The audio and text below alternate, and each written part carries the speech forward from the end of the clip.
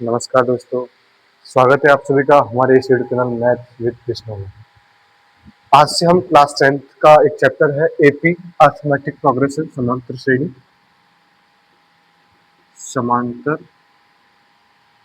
श्रेणी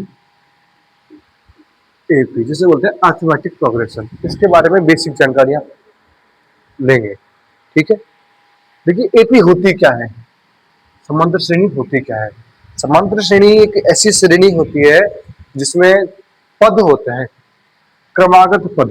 जैसे यहाँ पे हो गया ए, जैसे यहाँ पे मान लो पहला पद हो गया A1, दूसरा हो गया A2, तीसरा हो गया A3, चौथा हो गया A4। ऐसे क्रमागत पद होते हैं और इनमें एक नियम लागू होता है कि भाई A1 और A2 का जो डिफरेंस है, A1 और A2 का जो डिफरेंस है वो A2 और A3 के डिफरेंस के बराबर होगा। मतलब कहा जाए A2 minus A1 is equal to A3 minus A2, और ये डिफरेंस इसके इक्वल होगा, is equal to A4 minus A3। मतलब सीधी सी बात यह है, जो क्रमागत पद है 1 2 2 3 3 4, तो इनका डिफरेंस है इक्वल रहेगा। और इस डिफरेंस को अपन एक तरीके से बोलते हैं डी से अपन इसको डिनोट करेंगे, कॉमन डिफरेंस, सार्व अंतर। ठीक है, सार्व अंतर,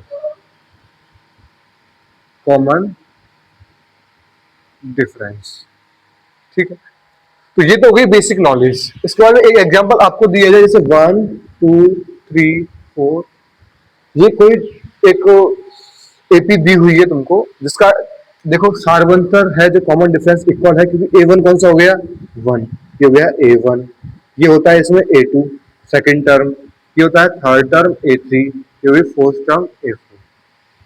ठीक है, तो इनका डिफरेंस इक्वल है, देखो A2 minus A1, A3 minus A2, A2 minus A1 हो जाएगा 2 minus 1 1, A3 minus A2 3 minus 2 1, A4 minus A3 4 minus 3 1। मतलब आप एपी की पहचान कर सकते हो। यदि आपसे पूछा जाए कि नीचे दी हुई कोई भी टर्म्स है वो एपी है या नहीं, इस चीज की पहचान आपको करने के लिए कुछ नहीं करना है। जो A2 में से A1 को माइनस करना है, A3 में से A2 को करना है, A4 में से A3 करना है, और यदि तीनों का वैल्यू, तीनों का मान यदि बराबर आ रहा है तो ये एपी होगी, अन्यथा एपी नहीं है। ठीक है, आगे हम इसी कड़ी में स्टार्ट करते हैं। आपसे कहा गया है कि A1 और A2 का डिफरेंस हो जाएगा D। A1 और A2 का डिफरेंस D होगा, A2 और A3 का डिफरेंस D होगा। अपन कह सकते हैं कि A2 इक्वल टू हो जाएगा A1 प्लस D, और A1 को अपन A बोल सकते हैं, तो A2 को अपन लिख सकते हैं A प्लस D। वहीं A3 को लिख सकते हैं अपन A2 प्लस D, और A2 को अपन लिख रहे हैं A प्लस डी, तो A plus D plus D. A3 को अपन लिख सकते हैं A प्लस 2D। लेकिन अब एक चीज देखो, आप A1 को A लिख रहे हैं, A2 को A प्लस डी, A3 को A प्लस 2D, A4 को हो जाएगा ऑटोमेटिक A4 हो जाएगा A प्लस 3D, A5 हो जाएगा A प्लस 4D, A6 हो जाएगा A प्लस 5D। मतलब आपसे कितने भी बड़ी टर्म पूछ ले, आप इसका वैल्यू निकाल सकते हैं। कैसे? A20 का हो जाएगा A प्लस 19D, मतलब D एक कम होगा, जिस जो टर्म दी हुई है उससे एक कम D होगा। क्लियर? चलो यहां तक सभी का क्लियर हुआ। अब मैं आपसे कहूं कि nth टर्म निकालनी है, तो देखो A तो एज इट इज है सब में, plus 4 minus 1 3, 5 minus 1 4, 6 minus 1 5, n minus 1 आ जाएगा यहाँ पर, n माइनस 1 मल्टीप्लाई में डी एज इट इज जाएगा।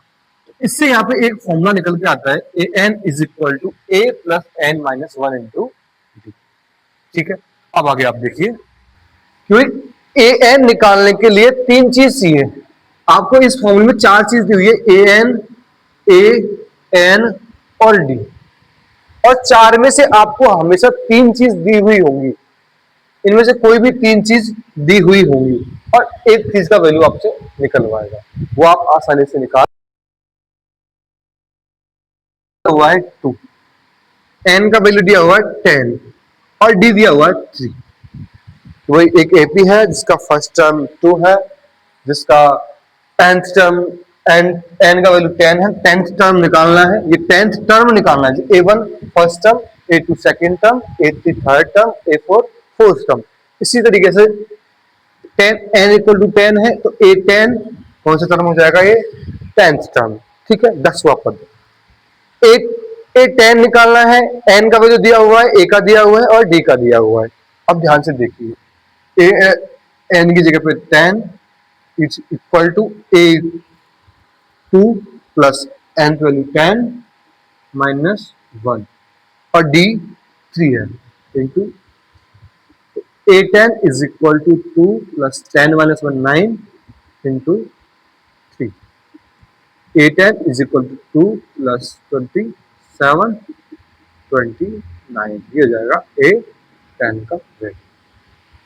ऐसे वैल्यू निकालने में आपको कोई भी प्रॉब्लम नहीं होनी चाहिए। ठीक है, आगे की क्लास हम कर लेंगे, आज के लिए इतना ही। हो सके जितना आप चैनल को शेयर कीजिए, लाइक कीजिए, वीडियो को लाइक कीजिए और नोटिफिकेशन को ऑन कर लीजिएगा, ताकि हम जब भी कोई भी वीडियो अपलोड करें या लाइव वीडियो स्टार्ट हो तब आपके पास नोटिफिकेशन पहुंच जाए।